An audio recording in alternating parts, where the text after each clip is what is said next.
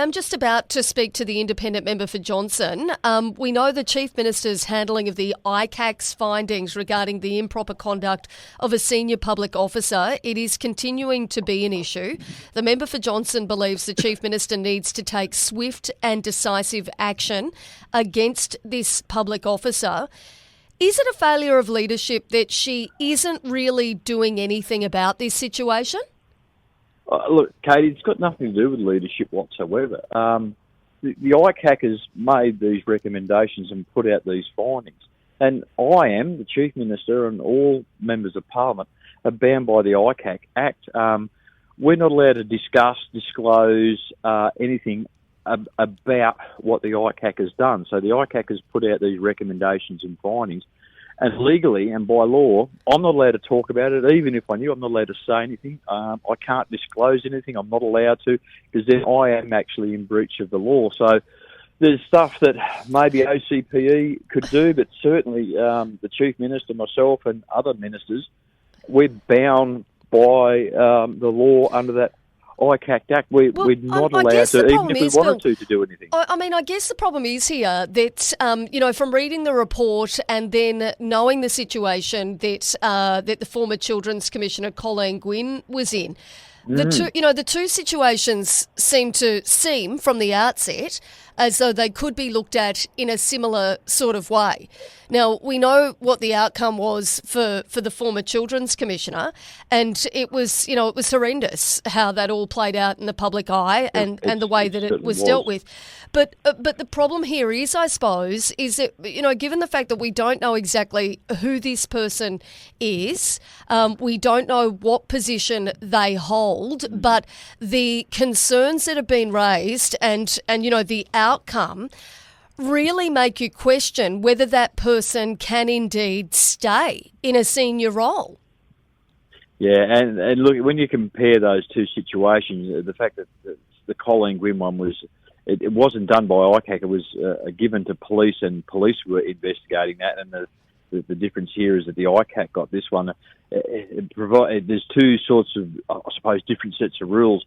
The ICAC one is really quite strict in what you can do and what you can't do, what you can say and what you can't. And it's certainly not in the public eye. Unfortunately, the Colleen Gwynne incident was played out in the public and in the media because it was pushed through police channels. I'm as frustrated as everybody, Katie. It's certainly not what's taken place. What's going to happen right. though? But it's up to ICAC to make those recommendations. Well, what is going to happen though if this person is named in Parliament under parliamentary privilege? Will it be damaging for the Chief Minister? That'll be the next question. So,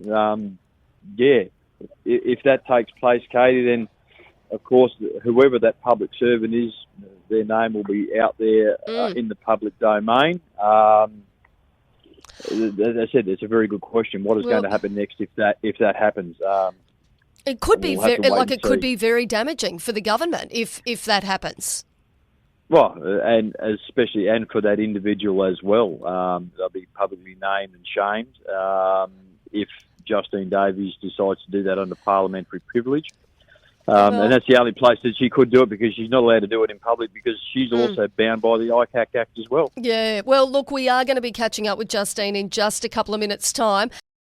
But the Chief Minister, Finocchiaro, is facing increasing pressure to identify the senior public executive referred to in an NT ICAC report, which was indeed released on Friday.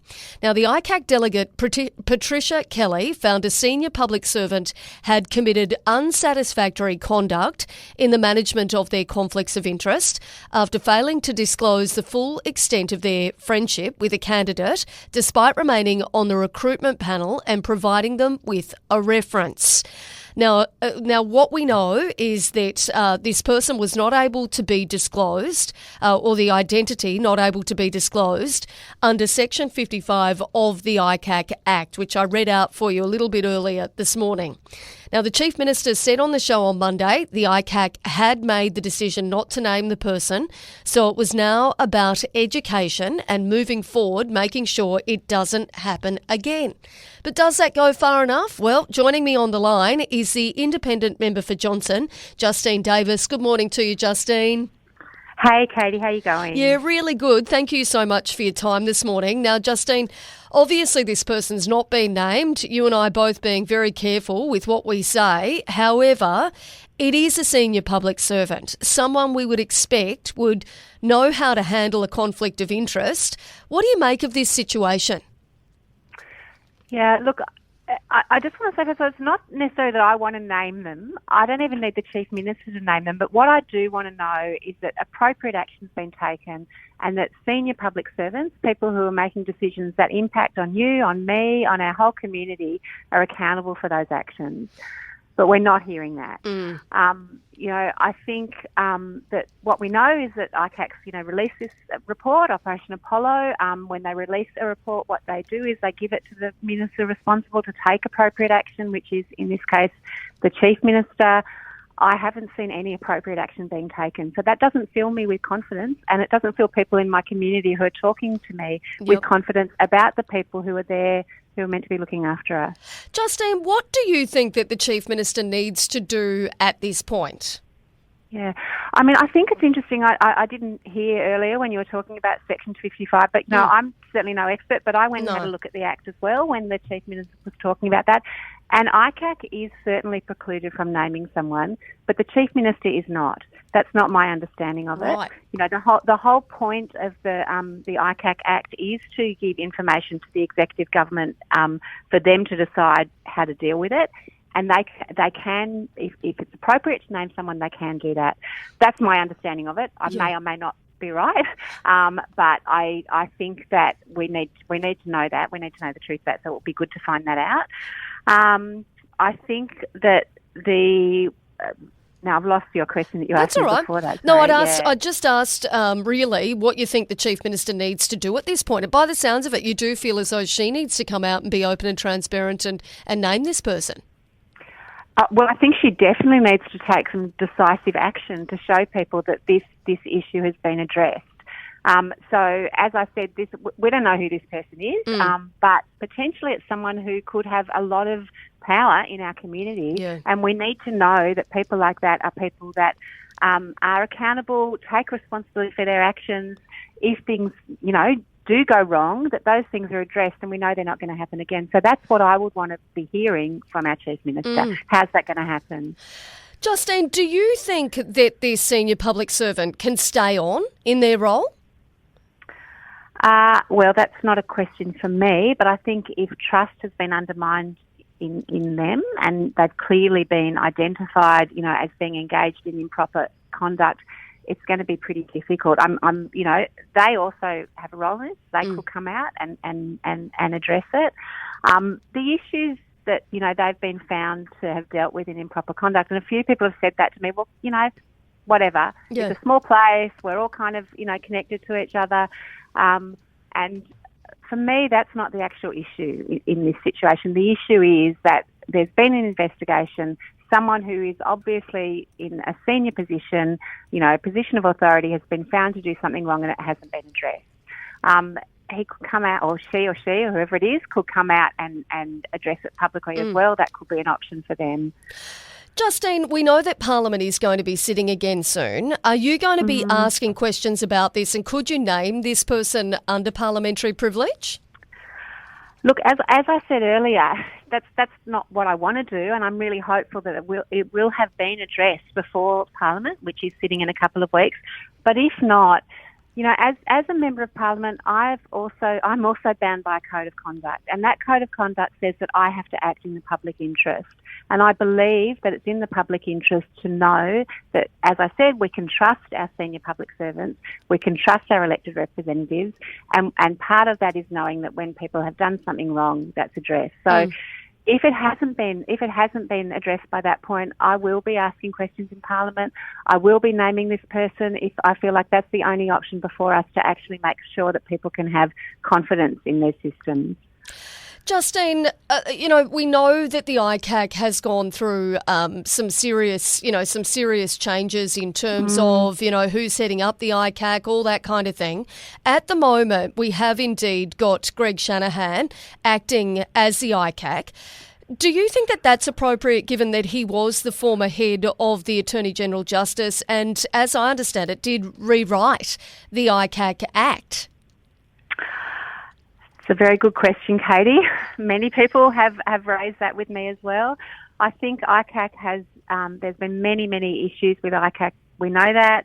A lot of them have been to do with conflict of interest, and ICAC, I am a huge fan of the importance of ICAC. We need to have an institution here that's independent, that can investigate corruption in our public system, but we need to be able to trust it, absolutely trust it. So if people have concern about who's running it, the way it's operating, then we need to address that straight away, so we know that it can do the job that it's set up to do.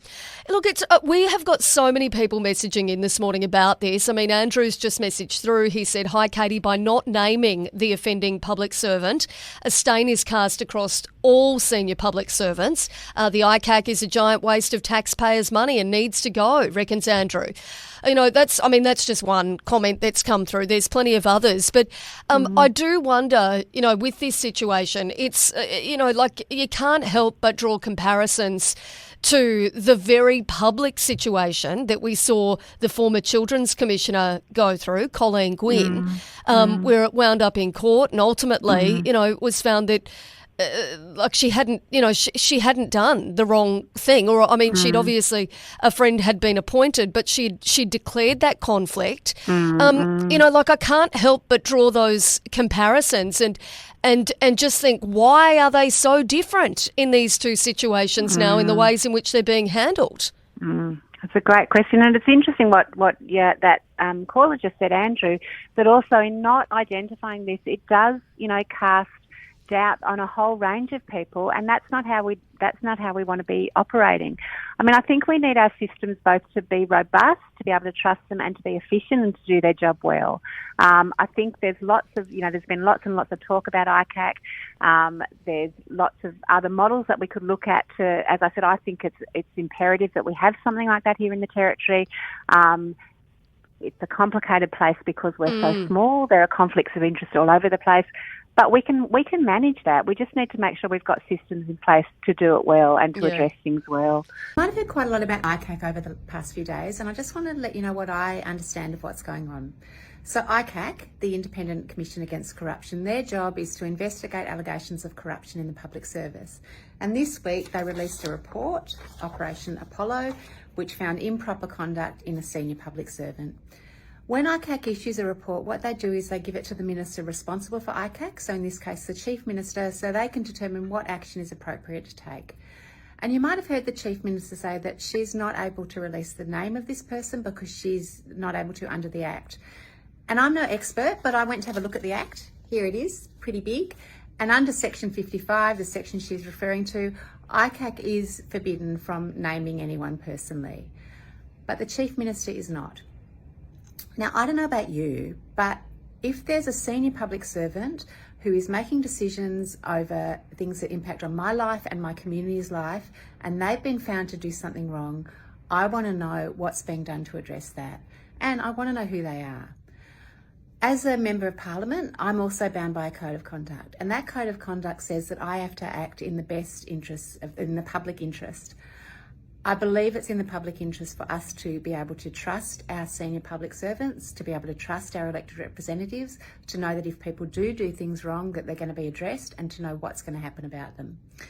So what I've said I'm going to do is that if by the next sitting of Parliament this issue hasn't been publicly addressed, then I will be asking questions. I don't want to have to name this person, but if that's all that's available to me, then that's what I'll be doing.